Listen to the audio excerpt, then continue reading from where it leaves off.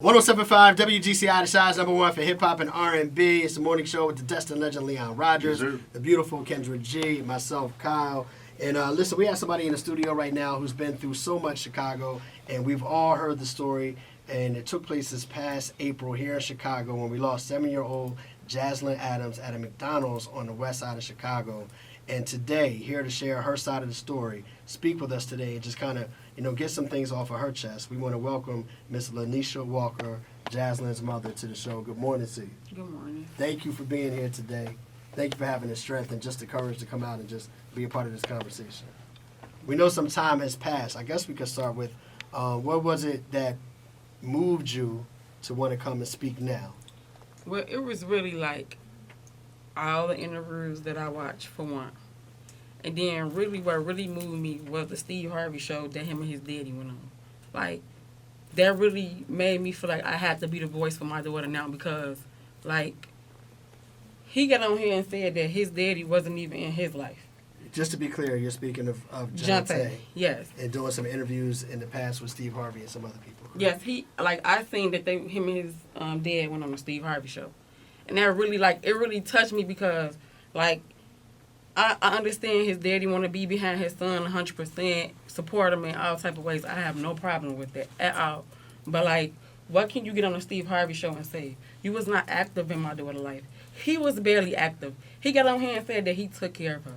He did not take care of her. He did not, he got on here and said the funeral was paid for. When he got on here and said that the funeral was paid for, the funeral was not paid for at all. Let's go back because we actually did an interview with Jaslyn's father the week after she passed away. And I know at that time we were in communication, but you were a mother who had just lost her child, rightfully so, was not in the position to speak. Everybody understood that. So he has been, up until this moment, this is actually your first interview, been the voice of for what happened. I want to just go back to that day before I get to that interview. Your daughter's death touched me so much. I wasn't even in Chicago, and I was on Instagram, and I learned about your daughter's death, and I was messed up from that moment moving forward. And I think because it was at a McDonald's where you think of joy usually with children and just such an innocent dynamic of being in a drive-thru with your father, and then it seems like targeted. It just was so hideous to the point where you can't even imagine it happening. Where were you the moment when you found out what had occurred? So basically, I'm still recovering. I was just recovering from a bad accident that I had in January. I couldn't barely walk. I was all discombobulated at the time. I was at home. I didn't even get the call. My boyfriend got the call from his mama. Somebody called her. Nobody didn't even call me. I didn't even know she was with him. She had no permission being in his car. Where was she supposed to be? She's supposed to be at my aunt's house. Oh. She was at my aunt's house. But all the kids got their own phone, so that's how she was communicating with him. My aunt, when I called her, she was like, how, Nisha, how? She out, because they was playing in the park. She was getting ready to bring. She didn't know. We didn't know that my baby was in the car with him at all. Wow.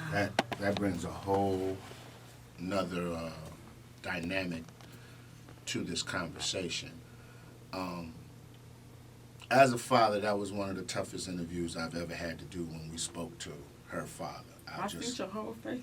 It was tough because my daughter, my youngest daughter, would be the same age as your youngest daughter right now if she was still here. So as a father, our first goal is to protect. I want you to let the people of Chicago out there know from your eyes, from a mother's loving eyes, because it's always mama's baby, daddy's maybe. Bottom line. Who was Pinky? Who was Jaslyn? What was she to you? Describe her to everyone from your eyes. She was 3 years old. She told me she don't want to be my daughter. She want to be my mama. Old soul. She want to be my mama. She was the mama. She didn't know. She knew. No, her mama wouldn't let nobody touch her. She was the mama. She ran everything. She ran everything. She could do whatever she know her limit, but she was able to do whatever she wanted to do. She was the mama. She ran everybody. Everybody loved her. Everybody. From the kids to the adult, everybody loved her. She was the mama. She said she didn't want to be my daughter. She wanted to be my mama. Wow. Obviously, losing her is very tragic. nobody could really imagine what you're going through. What has been the most difficult part about losing Jaslyn? Like, it's really the kids. Like, it's really the kids. Like, it touched all. Like, that's the kids. Like I can't break. Like, it's touched these kids so much. They be. It's just the stuff they say. You don't even think. No, 9, 10, 7. I got a 4-year-old niece. Like, the stuff she come up to me and say, TT, like, that stuff. They shouldn't even be. I don't feel like they shouldn't even be experiencing this right now. Like, because that's affected them and their thinking, so now they're saying things that they shouldn't even have to deal with at their age. Yeah, like, they thinking, they watching, they listening. They all open ears. They got everything. Like, my 4-year-old niece, she know about everything. Like, ain't no way. Growing up too fast. Yeah. Ain't no way she should even know this. Ain't no even way she should even know your name. You not even, you like, ain't no way. Like, but it's sad. It's just so sad. Like, it's just so sad. Like, this, I don't know. It's just like, and then all the stuff like YouTube, TikTok, everything that's going on made it to TikTok. Right. Everything that went on made it to TikTok. From who said what to everything. So what do you mean when you say that everything made it to TikTok? So basically, like, when Jonte had made a post or something, I mean, like a live, and he said, I die for the gas, but I won't die for my baby. Baby, yeah, I remember that. Them kids came to me and told me everything he said, and he put that on Facebook. Yeah. So how do they even, like, how's they even knowing what's going on? Like, Yeah, how do they see that? How do they process that? Now Right. they gotta live knowing that. yeah, like, my son gotta live with you. My son gotta live. My other 3 kids got to live with knowing that this already your fault. One, and knowing that you said that you would die for your guys and not my baby. Right. Like, I wanted to bring that up because one of the reasons why he was willing to do the interview with us, because when your daughter was murdered, he did get a lot of blame. A lot of people blamed him and said that, he was responsible, and he was adamant that he wasn't responsible. One thing I remember him saying in our interview is he was being a father that day. He was being a father, and he doesn't regret being a father that day. You just told us for the first time he wasn't even supposed to have Jaslyn. So did you know there was something potentially harmful happening in his life? Is that why you didn't want your daughter with him? 2020, July 4th, my daughter and my son seen him get shot up. He got shot up in front of my kids before. Whatever he got going on, he know. They just didn't we just finna ride up wherever Roosevelt, and they just didn't do that. Come on now. No, that's not. He knew whatever he had going on, he knew he had it going on before he put my daughter in his car. He knew that. He made a post the day before and said he won't be surprised if the ops, not the day before, the day to be exact, if the ops waiting for him. He knew what he had going on.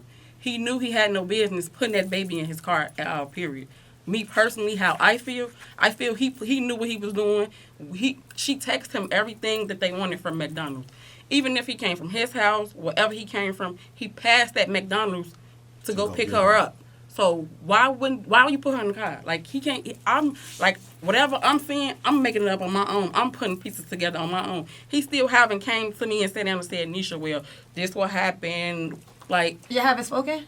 Like, he tried to tell me something. I'm like, and I asked him a question, and he got me something. I'm napping, and I hung up. I don't got the energy to argue with him or nothing.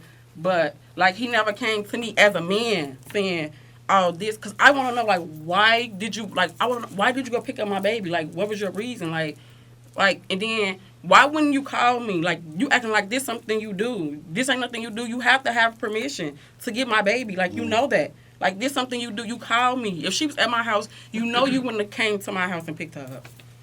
Right. So, I want to be perfectly fair. I heard everything you just said about the young man, and like I said, that was one of the toughest interviews ever. But I have to ask you a question. He didn't just start doing this stuff overnight, like you said. He knows what he's always been about. So why, some might ask the question, why would a young lady of your stature deal with a brother like that, knowing that, let's be honest, when you met him, you can't say that he wasn't involved. Was he involved in all that kind I of was stuff? dealing with him since I was 16 years old. I Okay. was 16 years old. I was young. Like, he don't know the new me. Like, he going around saying he took care of my baby. I've been taking care of him from 16 till he was probably like 24. So he didn't take care of her. He babysitted. But I was young when I first met him. Like, I was 16 years old. Like, it was. He wasn't even like that. He wasn't nowhere near when we were 16. He wasn't deep in the game. He like that. wasn't nothing like that at all, period. Like, he changed, and when he got the change, and I changed with him, and when I got enough to know what's going on, I got up out of there. So you matured. You basically matured and moved and I on. got up out of there. Okay. And All right. it's been like how many years we ain't been together in how many years? Like, I don't deal with him like we could co-parent. Yeah, we've been co-parenting. Yeah, he called. If I feel like they can go with him, they can go with him. Now, I'm not saying that they never been in a car with him. They have. They've been in a car with him multiple times. I'm not saying that, but he get permission. He has to get permission. I have to ask him where you going, who you with, all that. Like, he just don't come. Oh, come on, Pinky, get in the car with me. So you never kept him away from his children? No, Okay. ever. All right. That actually leads into what I was going to ask you, because you spoke about how he wasn't supposed to be with your daughter that day, and he didn't ask permission that day. So my question is, what arrangements did y'all have? Like, how did y'all carry out those arrangements for him asking when he could come get your daughter? And is it like through the court, or is it just amongst you all as individuals? It's just amongst us. Like, I don't like. We done. We over with. It ain't about us no more. It's about the kids. Right. It's been not about us no more. It's about the kids. So if he called, he got something going on, or whatever the case may be, why not? Who you gonna like? He always actually has somebody else, like his brother or somebody else, come pick them up. Like, prior to that day, what was the last day before that he had been with her? I can't even tell you because, like I said, they been staying at home. Like, that was their first time at the house. They been staying at home a lot because I was in a bed car accident. You know, they been in the house, and like he trying to say how active he was.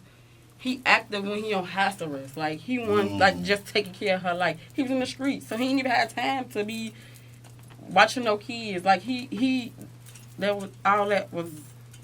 not true. Like, all that he's saying is not true. Like, don't get me wrong. His family, his mama, they babysit, they'll do whatever they'll do whatever. But himself, Jonte, no, that's not true. Like, that's not true. Like, he did not take care of my baby. Like, he babysitted her. Yes, he did. He babysitted her a lot when he was on house arrest. Yes, he did, because that's all he could do was babysit. But far as taking care of her, no, that's not true. I know one of the things you said you really wanted to talk after you heard his interview that he did with Steve Harvey. What did he say in that interview that... I don't know. It was just like they put the pictures and they was all out of town. Okay. Oh, so you just felt like he is... Do you feel like, because he did mention he was a rapper to us, do you feel like he's using the unfortunate death of your daughter together in a way to further his brand, to become more famous? Basically, yeah, I really feel like he chasing the clout. Yes, he is, because he is. Like, he been going around inboxing people like about me, like say something, like if he put something up about me and somebody say something, like he been inboxing people about me, seeing all type of things about me. Like, he chasing the clout. He really is. And I'm not giving him, like, he's blocked on everything. I'm not giving him the attention that he want right now in this situation, because if I be going back and forth and arguing with him, it'll be way more interviews than it is right now. But I'm not giving him the attention, and he don't know nothing. So he just seeing stuff from way back when we was 16 and 17 years old, which is, that don't even count. You don't even know me. You know of me. You touched on this a little bit earlier in the interview, but I really want to just ask the in-depth question. First of all, he spoke about him having mental issues and PTSD, and you know, after being shot up, I can see how that could happen. One, do you believe that's the case? Do you think that he has some issues going on? And two, do you, this is just a real question, do you honestly think he took your daughter that day knowing that he's into it with somebody and thinking that they won't move on him because she's with him? One, everybody got issues. Everybody have issues. if he really want to help, he could have got help. That was like everybody have issues, and everybody have to deal with their issues. He's an adult, like he's 30 years old, so everybody have to deal with their own issues. Like can't nobody keep. He's a grown man now. Can't nobody keep being there for him, and you going back to the same thing. Like can't nobody do that. Like it's too much going on for somebody to try to help you. Then you go right back to the streets. Like everybody got problems, so he have to deal with his problems. How he deal with his problems on his own. Like he has to be a man. But yes, and again, yes, I feel like he knew what he had going on, and he picked my baby up, and he thought that they weren't gonna touch him because my baby. I don't care what nobody say. I feel like he was getting followed. He knew he was getting followed. He was getting followed for a fact. He was getting followed, and he thought that they wasn't gonna touch him and put my baby in that car because she texted him everything that everybody wanted. So there was no reason to come get her. He could have just. He said that she was demanded to see him. If she was demanding to see you, you could have picked up everything, took it to them, and you could have spent time with her where she was at. Right, in a safe environment. Right. What do you want to see happen from this point? Like we know the guys have been arrested that committed the shooting. Unfortunately, we know that we can't have Jaslyn back here with us. But obviously, you're still grieving. Like, what would you like to see happen moving forward from this point?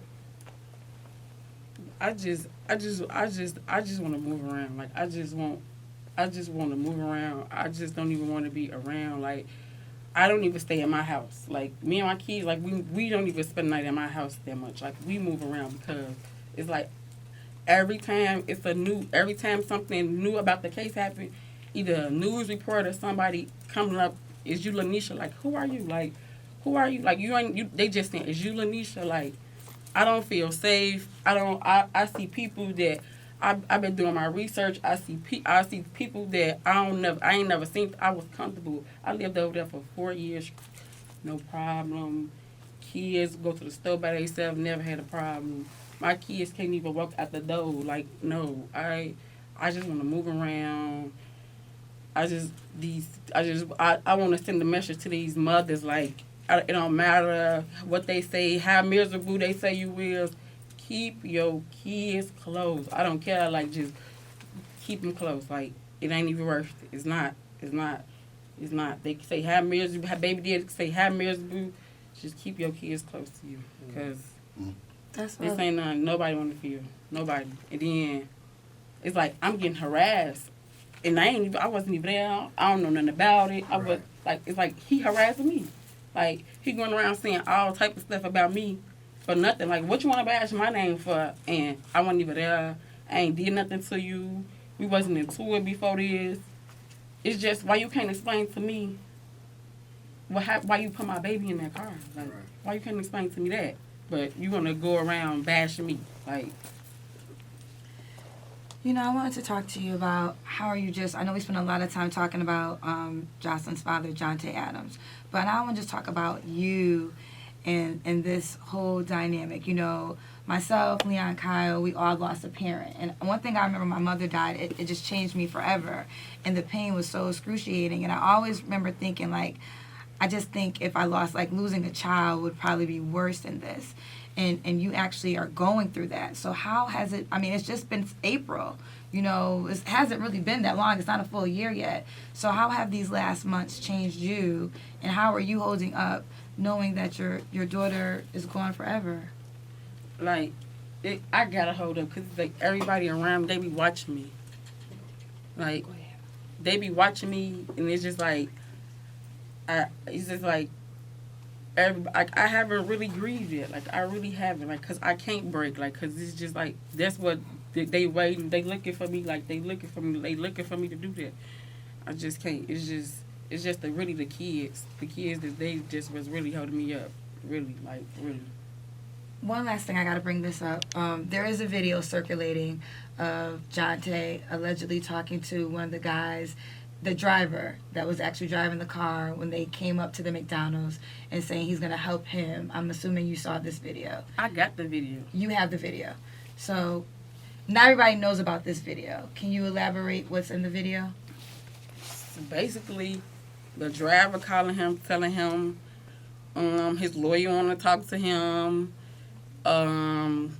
He's saying that Jonte did say that he don't feel comfortable with talking to him, but he told him that if he know how to beat the system, he got a better chance of coming home.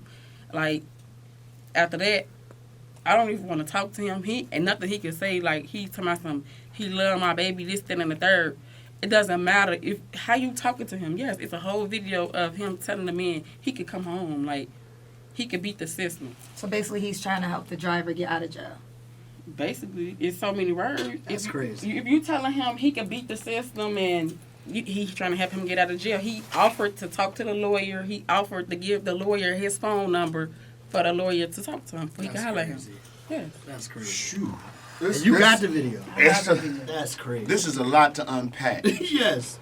For me, my final question to you is, can there ever be any closure between you and the man that you created this child with? Because I don't want to say father, I don't want to say dad, because I feel like I'd be disrespecting a lot of fathers and dads like myself and Cal who are out here in our children's lives who literally, I couldn't see myself giving interviews a week after my child's death. Like, I wouldn't be able to talk to anybody. Like I said live on the radio, I'll be out here dressed up like Blade, looking for the people who did it. I'm probably going to go to jail before anything else, right? Is there anything he could ever come and say to you, beg for forgiveness or talk to you where you can get some type of closure, or is that just going to be a stain on your heart forever? There's just going to be a stain on my heart forever. There's nothing he can say. Like, nothing he can say. Like, he proved to me already there's nothing you can say. Nothing. I don't care if it's 40 years from now. There's nothing he can say. Like, I just have to live with it. But you deserve to be able to properly process this, right? Because you mentioned a second ago that, you got to stay strong. You haven't really dealt with the grief of the situation. And I think that's not fair to you. At all. You know what I mean? You do have other kids that, they look for you for protection and you're taking care of things of that nature. But nobody could go through what you went through and say that, I'm not going to grieve. I'm just going to hold on to this forever. So I don't even have a question right now. I just want to say to you that you should, not telling you what you should do, but I would like for you to be able to process this grief, have somebody to talk to, have a system of support, to help you get through this situation, because what you've gone through is tragic. And although I understand the feeling of wanting to be strong and staying strong for the rest of the people I'm responsible for, you deserve to be able to process this and heal in the right way. Absolutely. So when you get to that point, you should not feel bad because you said break. You don't want to break. It's not breaking, but you should be okay with allowing yourself to heal properly. Absolutely. So when you get comfortable, please allow yourself that if possible. Yeah, I'm going to second that, because my father passed, and to this day, my father passed over 7-8 years ago, and I've yet to cry about it. And I think that affects me in other ways of life, or how I deal with people, because I feel like I'm supposed to be a certain way. And one day it's going to happen. I'm not going to rush it. I'm not trying to bring it on, but one day you're going to sit and say, hey, man, I'm tired of being the rock. I need somebody to lean on. I need to talk to somebody about this. And there's nothing wrong with that. I'm waiting for that. I'm waiting for that day. It's okay. And I know maybe right now, because I got a mission, maybe it's something I need to do. But I really believe in the way I deal with certain situations and things is because I haven't grieved my father yet. So it's okay if it happens. You know what I'm saying? Like I'm literally going through that, kind of like what you're going through. I didn't lose a child. God forbid. That's not the circle of life. We're supposed to bury our parents, not the other way around. But yeah, man, I second what Kyle says. It's okay. It's okay if you want to let go and talk to somebody, anybody. Don't look at it like you're breaking. Yeah. You need to be able to process all Absolutely. A mother's strength is unmatched. And, a lot of times when we do this morning show, Kyle does the headlines. And we come in and, we give these tragic stories of 10 people or 20 people got shot over the weekend. But a lot of times it's just the number. But these are really individuals and humans behind it. So first I want to just say I really commend you for coming on this morning show, because you are bringing a face to a real life family that is going through this. It's not just a number. She's not just going to be one of the the numbers that calculate at the end of the year how many kids were murdered in the city of Chicago. And I think with you bringing a face to it, I hope it makes somebody think twice before they shoot somebody else. Because what's happening is right now I feel like there's just there's no respect for life, and it's just so common. Like, it's too common in how we talk about the deaths in the city of Chicago. But you are a mother who had to bury her child, and Ariel, who I've been in contact with since the day your daughter lost her life, just brought me back to that week. Like, we don't even know that you actually had a hard time finding a funeral home for her. Yeah, so, like, basically, he went on live, I think probably, like, 2 days after. So, basically, when he went live, he said that he would take care of her. So, like, nobody paid for the funeral. So, like, 3 days before the funeral home texted me and said, like, my total was, like, $20,000. And I'm like, I thought I was reading it wrong, so I had to get a phone to somebody else. So then they had to call and talk to them. I think it was like what's her name, Stacia Polo G Mama. They was actually supposed to pay for the funeral. They never did. So basically, I had to do what I had to do. Like, and then his name was on the 20K list. Like 2 days before the funeral, his sister went on Facebook to my some the people that took care of her didn't even don't even know what a funeral was. First of all, I didn't even know what a funeral was. The funeral wasn't even paid for until the day we put her in the wall. That's when everything was officially paid for. Nobody called and said, Nisha, you need help doing this. Nisha, is this paid for? Nisha, is you okay? So wasn't there a GoFundMe? I thought there was a GoFundMe. I don't know what they had going on with the GoFundMe. At first, it was like all type of stuff. We had to send stuff in. It was just overrated. So just to be clear, did you get the money from the GoFundMe? Before the funeral, no. But after the funeral? Yes. Okay. Well, at least that's good to know, because that would have been like people I know contribute to a GoFundMe. Mm-hmm. And if you didn't get the money, that was going to really set things off. It was like red flags. There was flag. It was all type of stuff going on. Like, okay. I don't know. I'm not going to say they. I don't know who it was. At that point, I really didn't even care.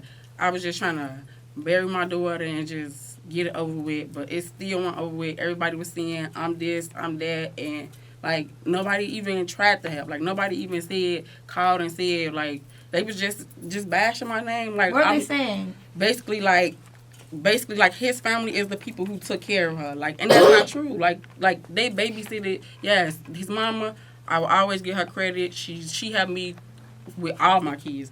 No problems, no question asked. But all that, they took care of her, that was not the case. Like, like, I see the father, he all on more news clips and more interviews than, I feel like that should be his mama up there, if anybody. Oh, his mother. Yes, I feel like because she did more than he did. The grandmama. She was more active. Right. It ain't even what she did. She was more active. Right. So you saying it wasn't all about the money and this. It was about spending time, quality time, basically, and everything else. And like he wasn't one of them ones. Look, like, I just want to say, like, just listening to all this and listening to you talk, like I said, it's a lot to unpack. But I'm praying for everybody, you especially, your children, everybody in your family that's been traumatized by this. And in a weird way, you know, I'm actually praying for her father, too, that he gets some type of conscience and clarity as a man and stand up and start doing what's right. Because it's tough. Regardless of how I may feel about him as a man and a father, when you lose a child, you still lose a child. Both of you all lost a child. But I'm praying that you get through what you get through. I hope your family's behind you 100%. I hope his family, I hope everybody can come together and be peaceful and just in the remembrance of Pinky and who she was. You say she was the mama.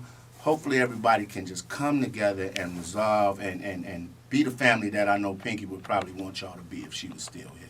You know, want everybody to, you know, boss everybody around. Like you said, she ran the show. You know, mama won't tell y'all to chill out, y'all chill out. So I'm at a loss of words. Yes, I totally agree with everything that Leon said. Not because I know Dashboard Jesus is going to close us out with a good prayer. Before we get to that prayer of closing, I wanted to clarify one more thing with the GoFundMe. Just to be clear, her father didn't give you any money to help with the burial of her funeral. And No, he did not. okay, that's the clear question because it is stated that he received money like via a GoFundMe, Right. collected money, people gave contributions to him, but Right. just know that if you did give him contributions, none of that money went to his daughter's funeral and none of that money went to you because he didn't give you any of the money. So No. just for those who did contribute and donate it directly to him, just know that money did not go towards his daughter. That's crazy. That's really crazy. And that makes people weary because everybody, like, I know in that moment, everybody wants to help 100%, out. yeah. Everybody wants to send money, and you always never know who to give the money to. Does it really go to the funeral? How do you, and it's, I don't want to cause any judgment because, like Leon said, we have to pray for him too. But how do you get money that people donate to you and you don't give it to the mother or contribute to the funeral? Where does the money go? Right. But those are the things I'm talking about having a conscience, being a man, and doing what's right. Sometimes we got to do what's right. Hey, listen, I don't know the brother, and just from listening to what you said, I understand how you feel. But hell, I want to try to give him the benefit of the doubt and say, you know what, maybe that day I did do something stupid and took her with me when I shouldn't have. I want to believe that. I don't want to believe that a father would literally put his child in harm's way. But at the end of the day, we need prayer for everybody in this situation because it's just sad that at the end of the day, we're talking about a 7-year-old girl that was taken from this earth who has no idea this outside world and all the evils that come with it. You know what I'm saying? Yeah, for sure. That's what killed me the most about that whole story. Like, these babies have no idea what's going on. They don't get to live their lives. Right. And you dudes are still out here with this nonsense, man. I can't. Like, it almost makes me want to cry because I got kids. Right. And I'm tired of y'all with this, man. I really am. Like, I really am. Grow up. Yeah. Grow up. Lanesha, Man. what would be the last thing that you would want to say to everybody watching right now, listening right now? You know what I'm saying? What's something that you want to leave people with that maybe you didn't get a chance to say prior? I don't really have too much to say to the peoples. Like I said, like the mothers, like get y'all kids, man. Like get y'all kids and keep y'all kids close and y'all fathers. Y'all know what y'all got going on in these streets. Like stop putting these kids in harm's ways because these kids don't got nothing to do with what y'all got going on Nothing, at all. Period. Absolutely. Like, man. this is bogus and it's selfish. Killing future presidents, future lawyers, future doctors, future people that can change our way and our movement as black folks, man. And y'all just taking them up out of here because you mad at so-and-so because he claimed this or he claimed that. Y'all ain't even killing each other over no paper. Nah, it's all stupid. It's all stupid. It's redundant. It's a cycle that keeps continuing. And at some point, we just got to figure out how to make it stop. We thank you for taking the time just to come talk to us today. We wish you the best. And most importantly for me, man, I really meant what I said earlier. Like, I understand the feeling to want to be strong, but take that time for yourself and do what you got to do in order for you to be healed. And I think that will, in turn, allow you to be in a better position to take care of those people that are still relying on you at the same time. Right. All right? I just want to mention Sure. Hustle Mommies too because I know that they've been there. Mm-hmm. Shouts to Ariel who's in the studio with us who also have been there to help you throughout this process because I know people come in and out, but salute to them for helping you get through this and just because it's a new world and like you said, there was a time you lived in your neighborhood and there was nobody bothering you. Now reporters are coming up to you. You gotta do all that, figure out you don't get along with the child, you have other children you're still raising. So all the people that are coming to you right now, just salute to them and we are just gonna pray for you. Absolutely. Absolutely. Thank you for your time today, man. Thank you for spending a few minutes with us just telling your side of the story. All right? Mm-hmm. No doubt. Appreciate that. Miss Lanesha Walker here, mother of 7-year-old Jaslyn Adams. We appreciate you. GCI.